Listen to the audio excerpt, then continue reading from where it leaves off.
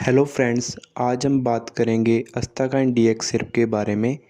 ये syrup Mankind company बनाती है एंड इसका यूज़ हम किसी पेशेंट को ड्राई कफ हो एंड आँखों में या नाक में से पानी आना, ऐसी समस्याओं को ठीक करने के लिए हम ये कफ सिरप यूज़ कर सकते हैं।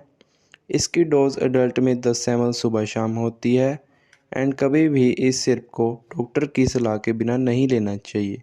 Okay guys, thanks for watching.